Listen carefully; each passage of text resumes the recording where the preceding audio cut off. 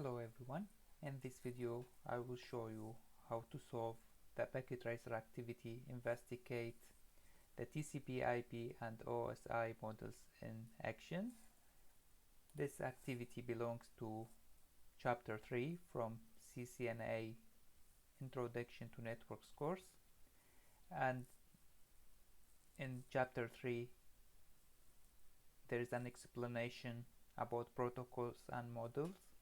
It's also about what does it mean protocol suites and what are the benefits of using layered models, specifically about OSI and TCP. Okay, let's move forward and start to read the objectives. What is the goal from this practice? What are the objectives? First, we will examine HTTP web traffic, and then in part 2 we will display elements of the TCP-IP protocol suite. Okay, so let's move forward to the background. This simulation activity is intended to provide a foundation for understanding the TCP-IP protocol suite and the relationship to the OSI model. Simulation mode allows you to view the data content being sent across the network at each layer.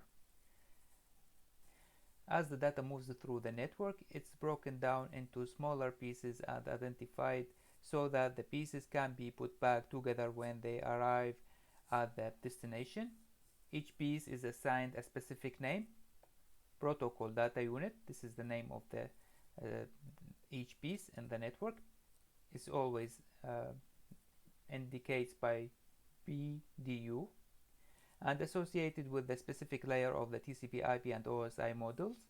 Packet tracer simulation mode enables you to view each of the layers at the associated PDU. The following steps lead the user through the process of requesting a web page from a web server by using the web browser application available on the client PC. Even though much of the information displayed will be discussed in more detail later, this is an opportunity to explore the functionality of packet tracer and be able to visualize the encapsulation process. Perfect. So it was the background about the practice, what we will see in this video. Okay, let's move forward to the instructions. First, we will examine the HTTP web traffic. We will switch from real-time mode to the simulation mode. So by default, when you start packet tracer, it's in the real-time mode. And we have the ability to switch to the simulation mode by clicking here. But first, let's understand what does it mean simulation mode. So in the simulation mode, you can see here, however, a powerful feature of packet tracer allows the user to stop time by switching to the simulation mode. In simulation mode, packets are displayed as animated envelopes. Time is event driven, so this is how it will be displayed, and the user can step through networking events. So in each step in the events, we can examine the packets inside the network. So by clicking to the simulation mode, as you can see here, we will have a new panel called simulation panel. So let's continue reading. So you select HTTP from the event list filters. HTTP may already be the one visible event. If necessary, click the edit filters button at the bottom of the simulation panel to display the available visible events. Toggle to the show all none check box and notice how the checkboxes switch from unchecked to checked or checked to unchecked depending on the current state. And then we will click the show all or none checkbox until all boxes are cleared, and then we will select HTTP from the MICS tab of the edit filter window. Click the X in the upper right hand corner of the window to close the edit filter window. The visible event should not only will display HTTP. Okay, what does it mean? This two points, 1 and 2. So here, as you can see here, we have the event list filter, visible events. So what is visible currently in this state? We have only HTTP. But if we would like to show all the available protocols, you can click show all or none. Now we will none, and then we will show all, and you can see here all the protocols in Packet Tracer can be listed here. But in this task, in part 1, we need to examine only HTTP web traffic. So to do so, we will click all to make the none, and then edit filters. We will have this small window, and from MISC we will select HTTP, and then you can close this, and you can see here HTTP. If you would like to select more, so let's say we would like to have FTP as well, and we will see here we will have FTP and HTTP. But as I said, here we need only HTTP. Okay, so let's move forward to step 2, generate web traffic. Now we would like to generate a web traffic. So as you said, let's continue reading. Currently the simulation panel is empty. This is the simulation panel. As you can see, no events here yet. There are 5 columns listed across the top of the event list within the simulation panel. Let's see. 1, 2, 3, 4, 5. Yes, we have 5 columns. So as the traffic is generated and stepped through, events appear in the list. Okay, we will see. We have also a note here. The web server and the web client are displayed in the left side. It's here, and we have here the small topology. The panels can be adjusted in size by hovering next to the scroll bar and dragging, so you can here move it, or you can make bigger like this. And okay, so we have many steps to do now, starting from A till G or till K. First, click the web client. This is the web client, and then go to the web browser and open it. We will go to desktop, web browser. It's here, not this one, this one. Okay, we did that. And then in the URL field, enter www.osi.local and click go. www.osi.local and click go. Nothing happened. Why?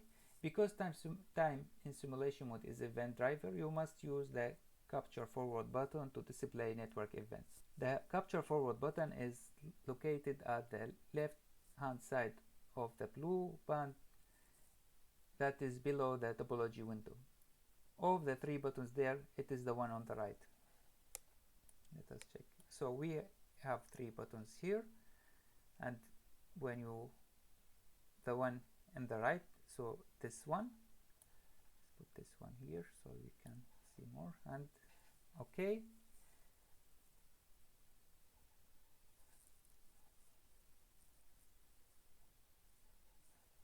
Click capture forward 4 times. There should be 4 events in the events list. So 1, 2, 3, 4, and we have 4 events in the events list.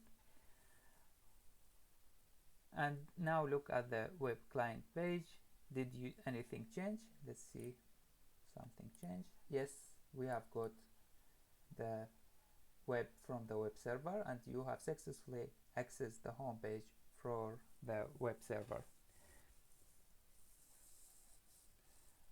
Okay, now we have to click the first colored square box under the event list type column. It may be necessary to expand the simulation panel or use the scroll bar directly below the events list.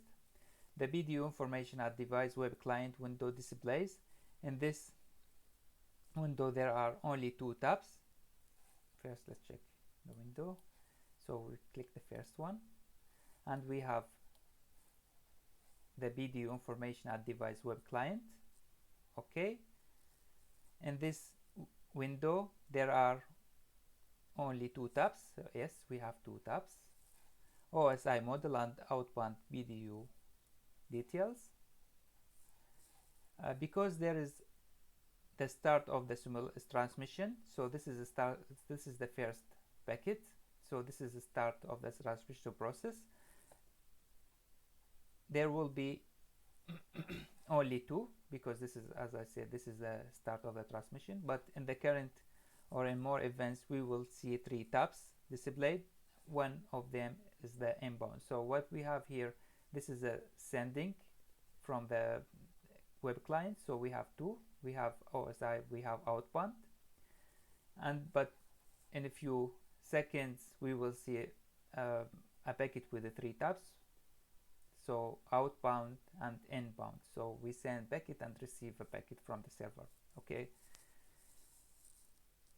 so and then we ensure that the OSI model tab is selected. Yes, here we are selected.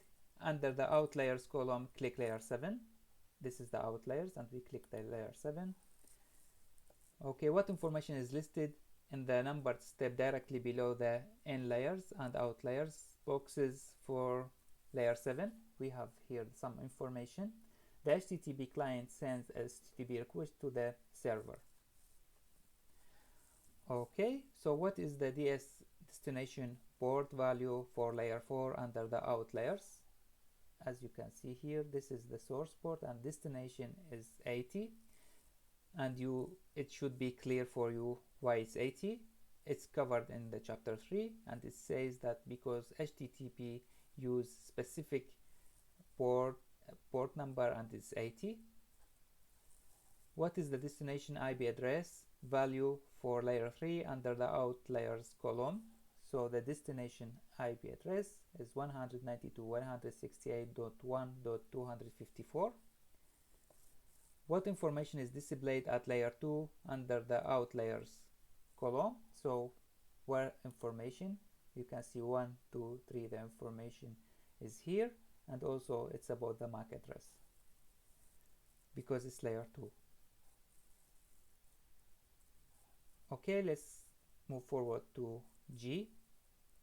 Click the outbound BDU detail tab, as you can see here. So information listed under the BDU format is reflective for the layers within TCP-IP model. So we have OSI models, and it is 7 layers, and we have the TCP-IP model. It is 4 layers, starting from Ethernet, IP, TCP, and application, and now we are using HTTP as an application, so that's why it's HTTP here. Okay, so the information listed under the Ethernet 2 section of the outbound BDU details tab provide even more detailed information than is listed under layer 2 of the OSI model tab. The outbound BDU details provide more descriptive and detailed information.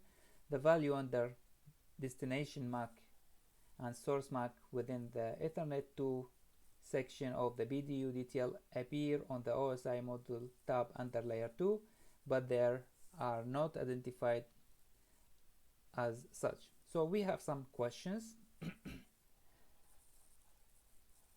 Okay, so to repeat this note, so we have more detailed information in the TCP-IP model.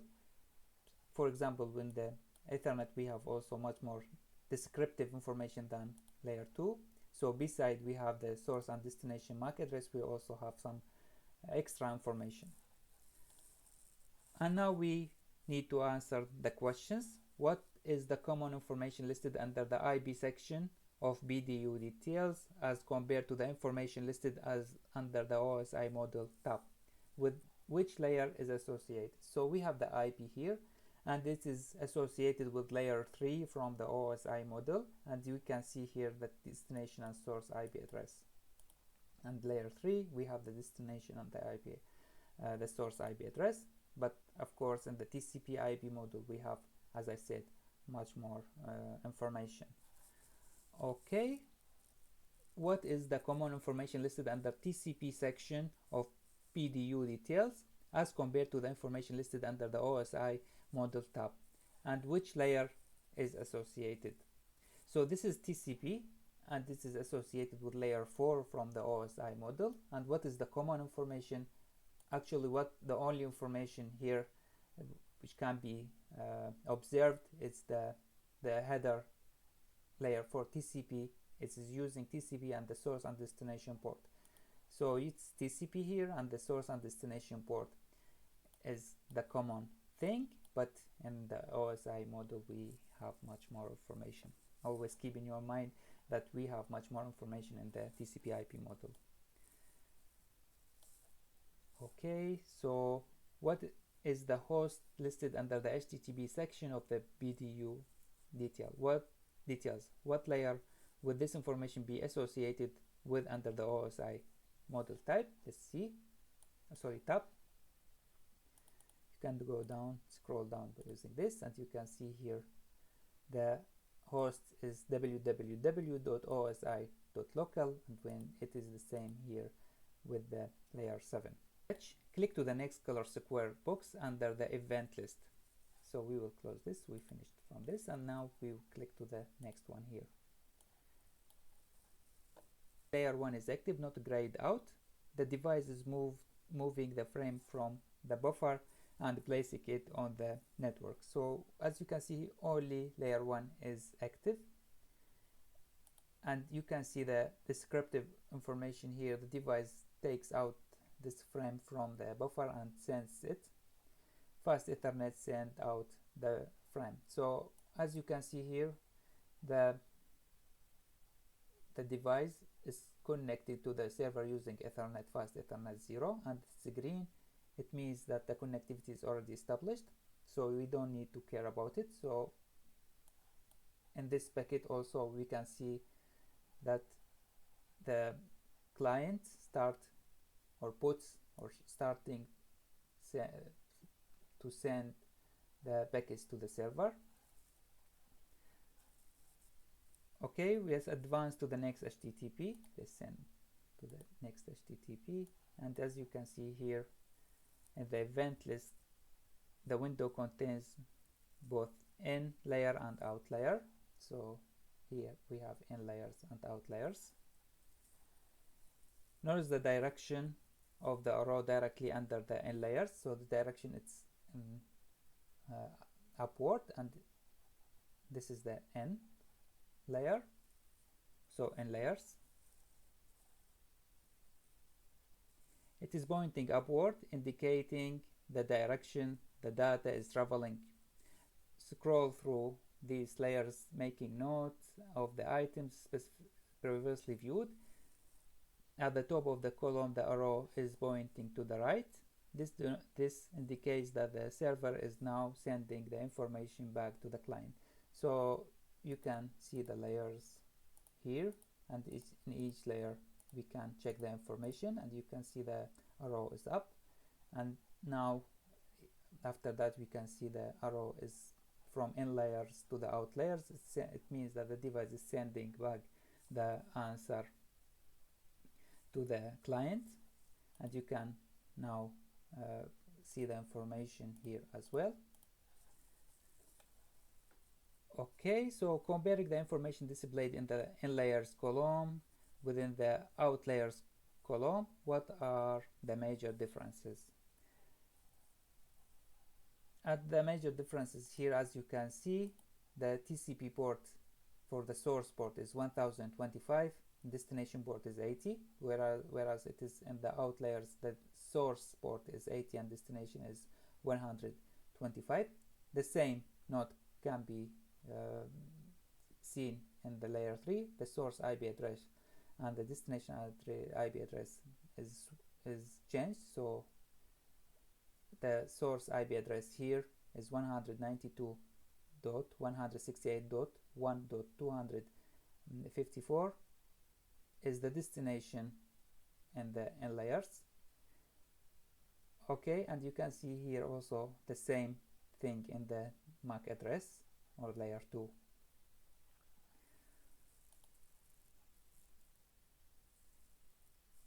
Click the inbound and outbound BDU tab. So here we have the inbound and outbound. Review the BDU details. You can see the details here. From the inbound, it means in layers, and outbound it means out layers. You can see the details.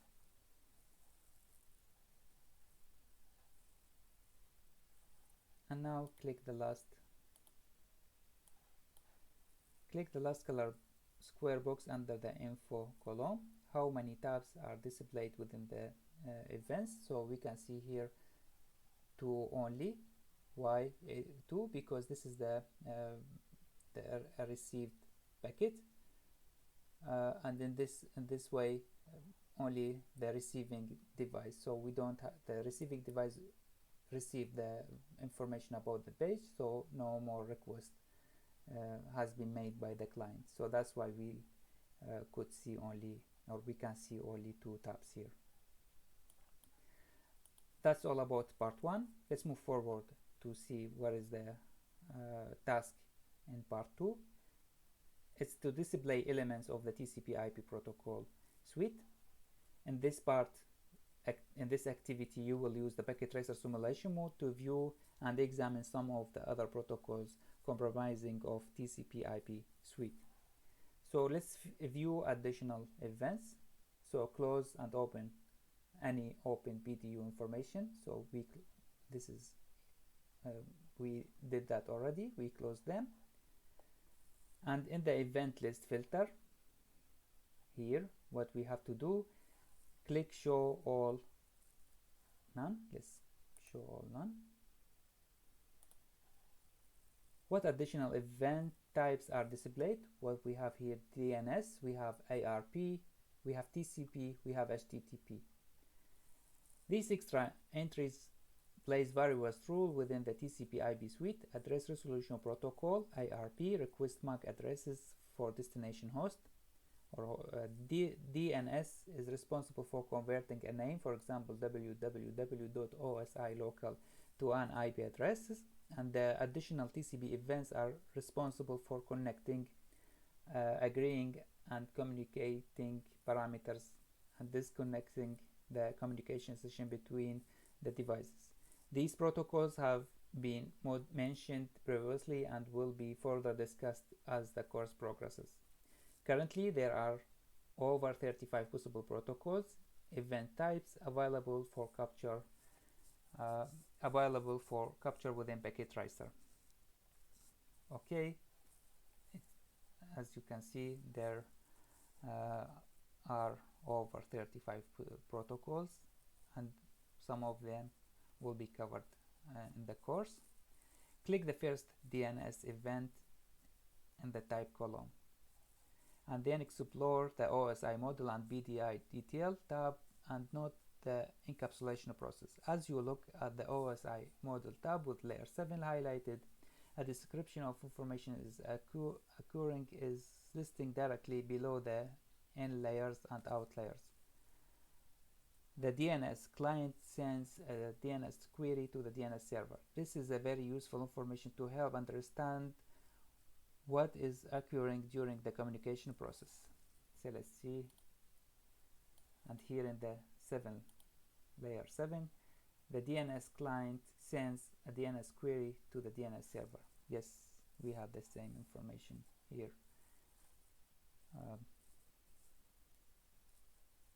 The DNS client sent a DNS query to the DNS server. Click the outbound BDU detail. What information is listed in the name field? The DNS query. Let's go to the DNS query, and the information is www.osi.local. Click the last DNS info colored square box in the event list. So it was the first. Let's see where is this is the last.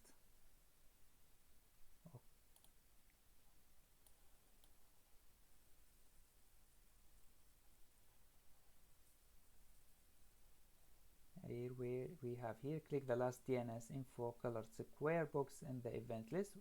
At which device was the BDU captured, and what is the value listed next to the address? in the DNS answer section in the inbound detail, as the device is captured at device web client here. What is the value listed next to the addresses? In the DNS answer section of the inbound BDU details, as you can see, DNS answer, and the address is 168.1.254. This is the address of the web server. Find the first HTTP event in the list and click the colored square box of the TCP event immediately following this event. Highlight layer 4 in the OSI model type. Let's find the HTTP one, and let's click the TCP immediately following this and highlight layer 4.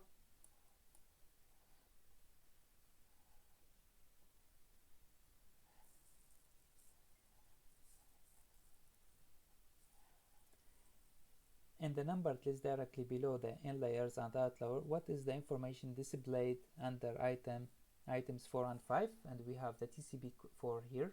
The TCP connection is successful, and the device set the connection state to established. Okay. TCP managed the connecting and disconnecting of the communication channel along with the responsibilities. This particular event shows that the communication channel has been established. Finally, we click on the last TCP event. Let's click on the last TCP event. And again, we will highlight layer 4.